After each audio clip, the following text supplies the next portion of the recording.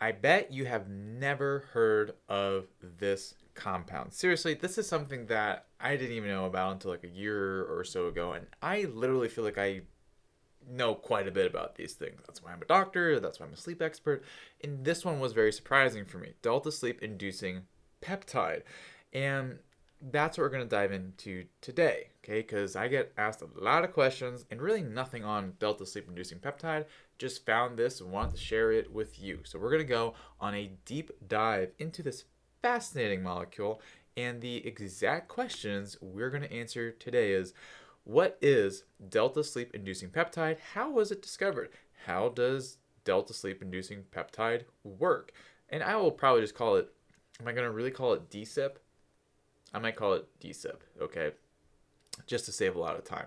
All right, what effects does DSIP, that just sounds ridiculous, does it have on sleep, stress, and your neurons? Can this compound help you if you have insomnia? And what about other sleep disorders? What about anxiety? What about brain fog? All right, this is why this is super exciting. What does the current research and clinical trials say about delta sleep inducing peptide? And what are the side effects to DSIP? Yes, I guess we're going to go with DSIP. Seriously, this is such a uncommon thing that I've never really heard someone refer to it, let alone have a really lame acronym. And then we're also going to get into the nitty gritty. You know, what kind of dosage would you do for DSIP, and what to consider instead of injecting yourself with internet peptides, which is a trade. It's not a trademark name, but anyway, so let's go ahead and dive into it here. DSIP, where did you come from? It came from the 1970s, and like many things from the 70s, it was kind of weird. So some scientists were looking in different species, rabbits namely, to find more hormones, okay? Because they weren't sure if they had them all. And they found one, a tiny little peptide that was associated with sleep here. Okay, this is actually true here.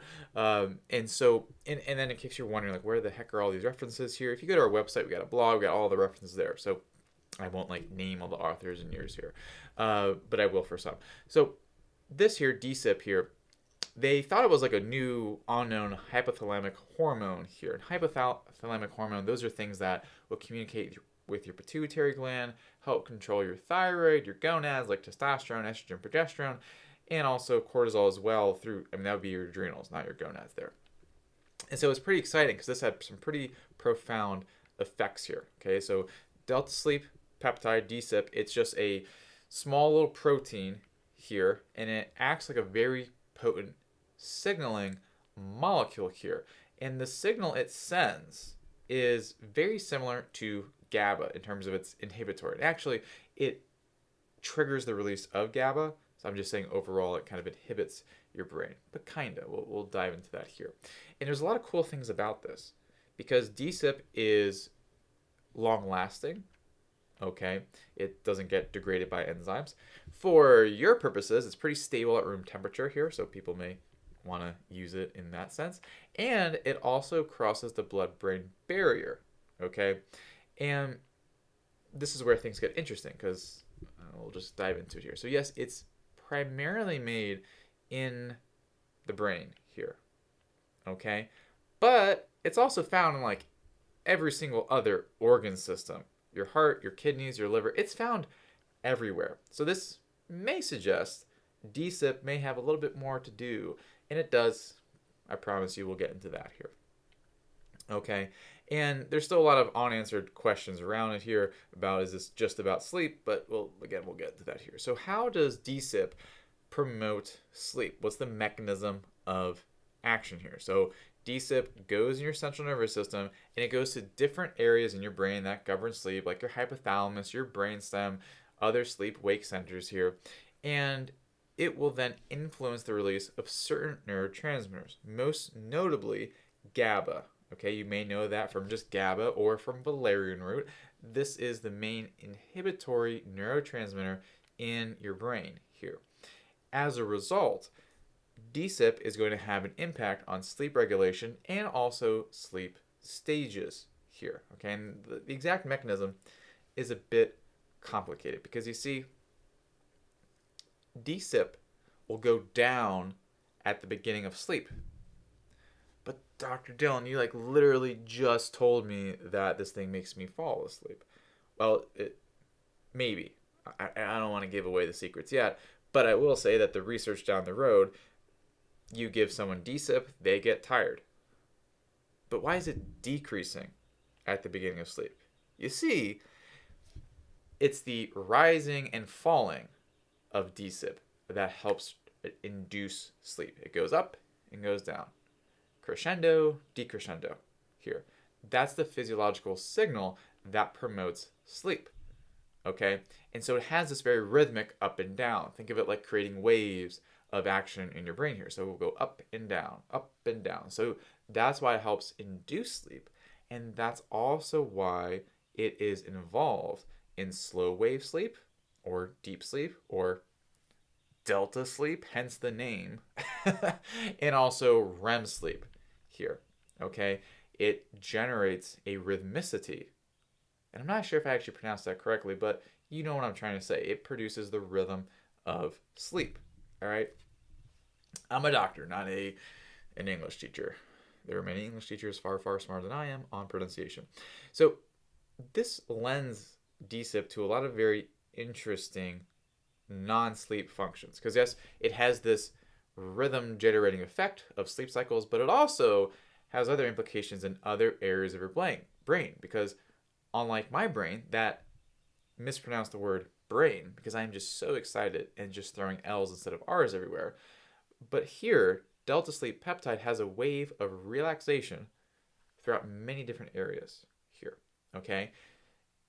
So DSIP will also decrease the amount of cortisol and other stress hormones and also reduce the response to it.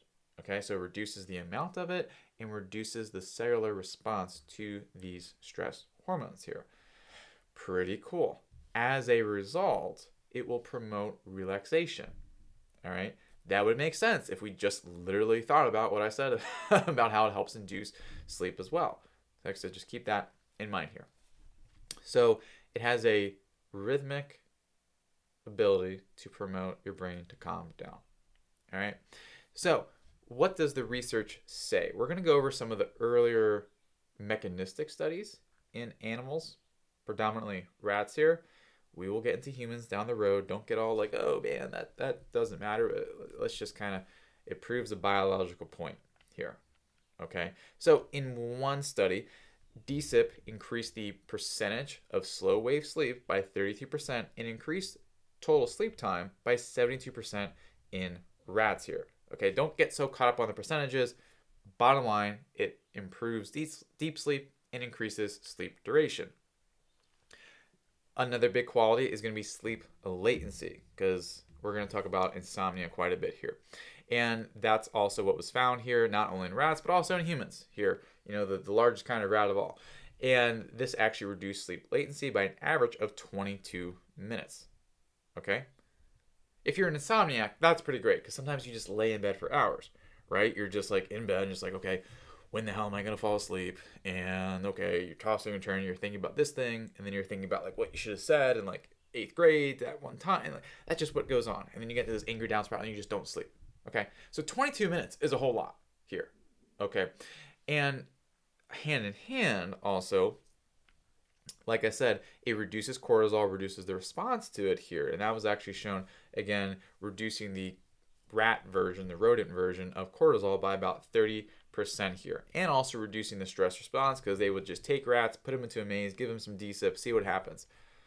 Like I said, the 70s and 80s were a weird time to be doing science. You could just do whatever the heck you wanted. So if you're in a maze as a human, this could be incredibly helpful.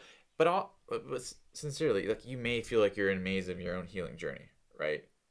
Like, why else would you be watching something on delta sleep inducing peptide? Because you're having sleep issues. Or maybe you came here because I tell like semi-lame jokes. I don't know.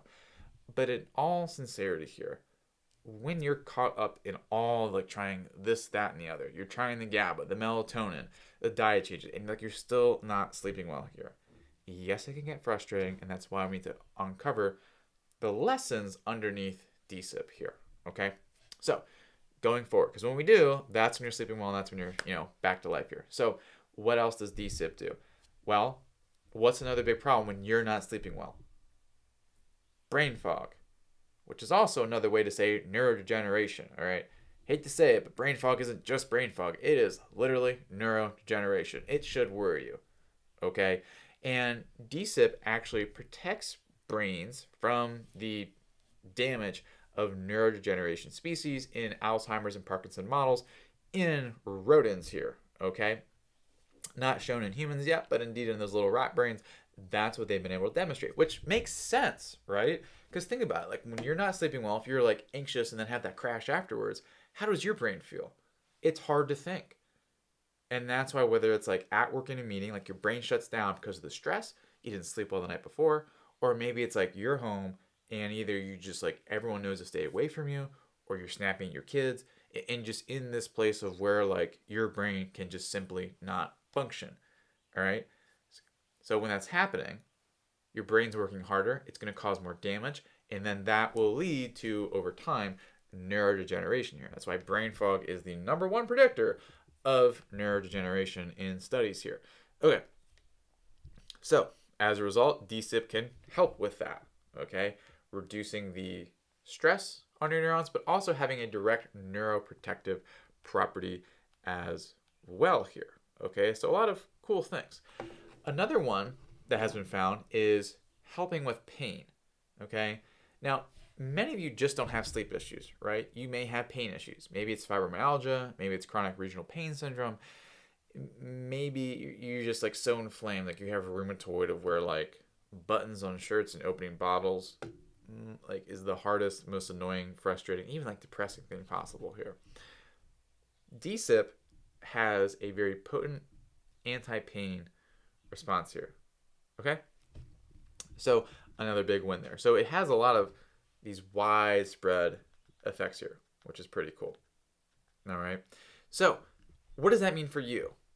Okay. If you have insomnia, if you have a sleep disorder, and I'm not talking you drink 1 cup of coffee and you're good. I'm talking like you're reaching for the second, third cup, you're drinking it, your eyes are burning, and you just feel like you have to push through those last like 4 hours of the day. And it's something you start to normalize because it's just all you know. I'm talking to you. Okay? So if that's you, here's some following things. Again, double-blind study, placebo group, all that good stuff. DSIP, help people fall asleep by 22 minutes faster here. We already went over that. Just wanted to make that sure. The other big thing here is that when we're looking at other factors here, okay, mainly other sleep metrics here. So we're going to cover a few really quickly. So 1981, another double-blind study here. Subjects slept 59% more, shorter sleep latency, and higher sleep efficiency. Okay, 1987 found some improvements, but they weren't statistically significant here. All right, sorry. Maybe because the experiment wasn't. And then don't dump DSIP entirely because of that. But what you need to know, they looked at more objective things like REM and non-REM sleep, and there was not a whole lot of difference between the two. All right. Fast forward, 1992. Very similar study here, gave people injections, and there was way higher sleep efficiency in the insomniacs who got DSIP, and also way less daytime fatigue. Okay. Now, altogether, these studies, there were some issues here, but this is where when we're looking at some of the anecdotal evidence here. Okay, and anecdotal evidence is it's a bit hairy because essentially this is like stuff I found on the internet, not like research literature internet. I'm talking like we're on a forum and I'm reading posts by like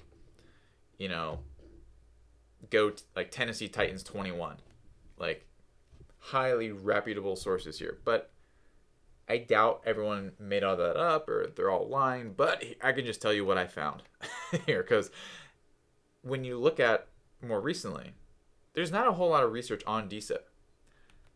I'm not sure why that is.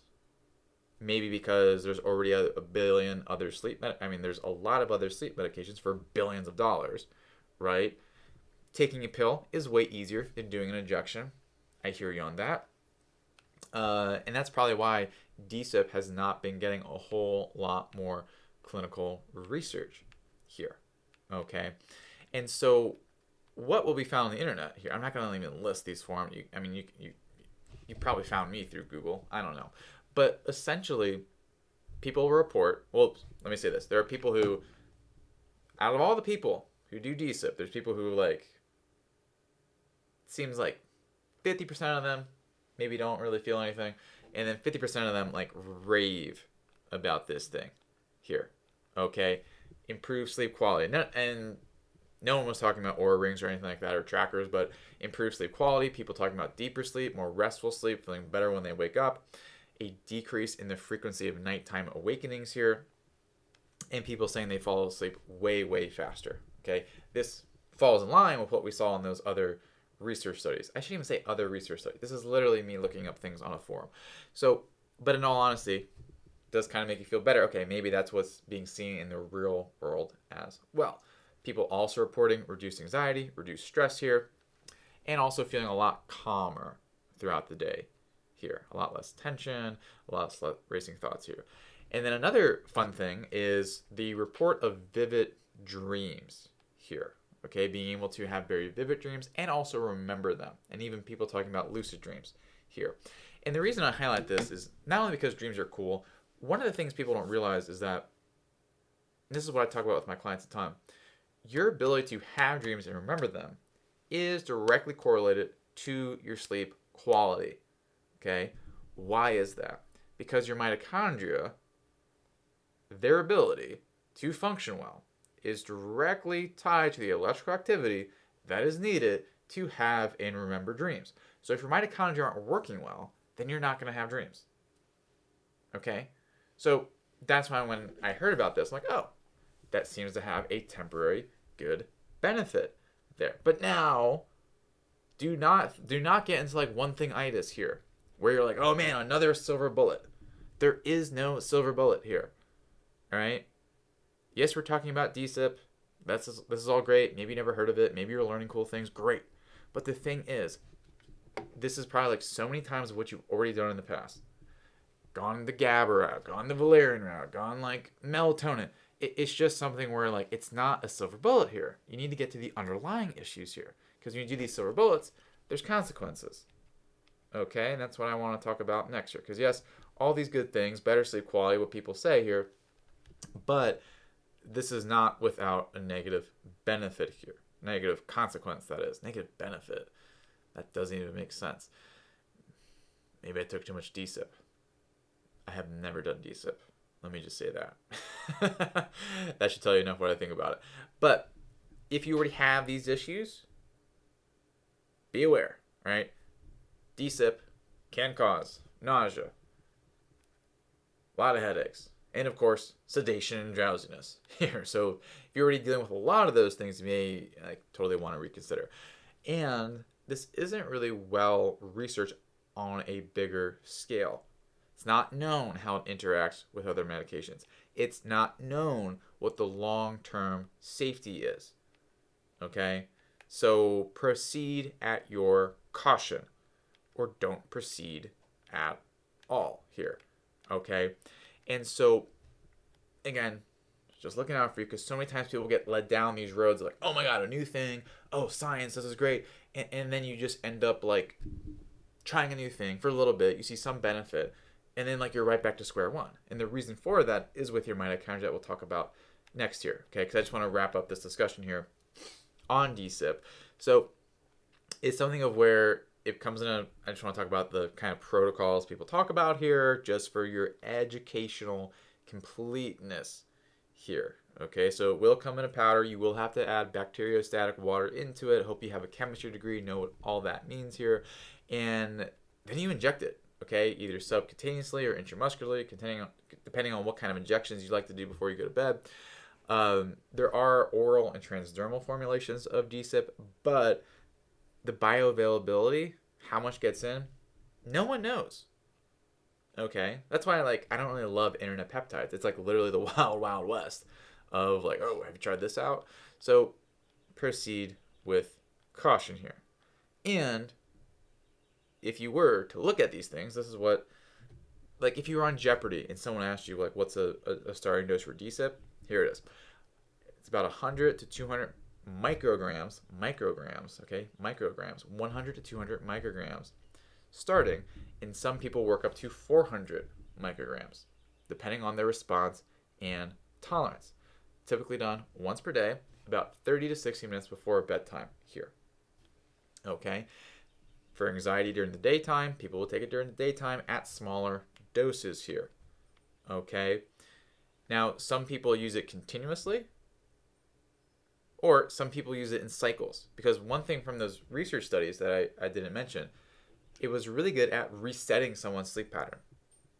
Okay, so that's why some people use it for 1 to 2 weeks and they come off of it and they have a better pattern of sleep. Now their sleep quality goes back down, but they readjust their pattern here. Okay, either way, what I've told you, always talk with your healthcare provider before going injecting yourself from stuff from the internet here. Okay, so that's when we're talking about DSIP here. Okay, because yes, peptides are very cool here. Maybe you feel advanced, you feel like you know a lot here. Maybe you're in the functional medicine world. I get that, because I've been there too. But the thing is, like, there is a moment in time, maybe when you're injecting yourself with something here, that you need to have this honest conversation in a moment in the mirror with yourself. Where is this going? How natural is this? How sustainable is this? Because so many times when we're in a desperate place, which may be more desperate than you want to admit, when you're in that place, you are willing to do things that other people will think that they're crazy.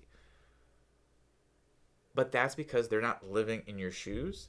They don't know what it's like to have bad, awful nights of sleep every single night, and like being in a position of where sleep is a freaking nightmare for you.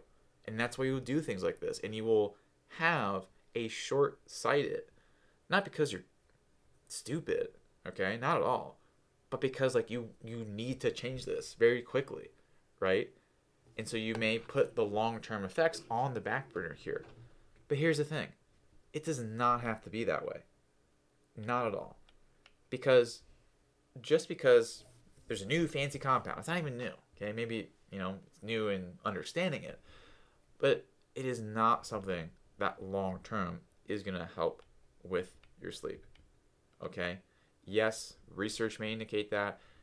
Internet people, Tennessee Titan 21, may indicate that. It's not the real username. Protecting all usernames here. But the thing is, you need to be able to get to the root issues here. Okay, and there's going to be two main ones, and it ties back to what we talked about earlier. DSIP is found in every single organ system. Okay, and it has a rhythmic component to it, right? It has all these different effects. Like, it can normalize blood pressure. All right? Your blood pressure has a very rhythmic expression. Okay? And DSIP, in many ways, is very similar to melatonin. And what I mean by that is not in pure biochemical action, but melatonin is something found in every single organ system in your body. It is. And it regulates the rhythmic expression of biological processes. So, if you're in this rabbit hole, it means your body's ability to have rhythmic biological processes, also known as your circadian rhythm, is garbage. Okay? And that's why we'll work with our clients on their environment, on their routines, when they're eating things, and all these different pieces to make sure they have a good rhythm to their body and to their sleep here. And not only being able to have routines that allow that rhythm, but also being able to make sure, there's things in their environment that are not destroying their rhythm here. Because it's not just about light and this, that, and the other here. Your circadian rhythm is a very delicate system here. Okay? That can be impacted by many things, like formaldehyde, for instance. Why would that impact your sleep? Because formaldehyde will disrupt melanopsin, a protein in your circadian rhythm, to cause havoc here. The point isn't that I'm not saying that formaldehyde is the cause of everything, but I am saying there are so many things that when our clients are working with them that they don't know are even out there, that are hurting their rhythm, whether it's what they're eating, their lifestyle, their stressors, and all of that here. So that's why we focus so much on that. And then the other piece to this are also your mitochondria here, okay? Because your mitochondria is essentially the main cog in your body's circadian rhythm. It passes electrons here, there, and the other, and that's why that's really the main focus of what we do. Because when we're looking at people, yes, you may have sleep problems, maybe you have hormone issues, maybe you have thyroid issues, almost immaterial, okay? It's important. But the bigger thing is us being able to talk to you and know what is going on wrong with your mitochondria. Because is what is like at the core of what is falling apart in your body. All right?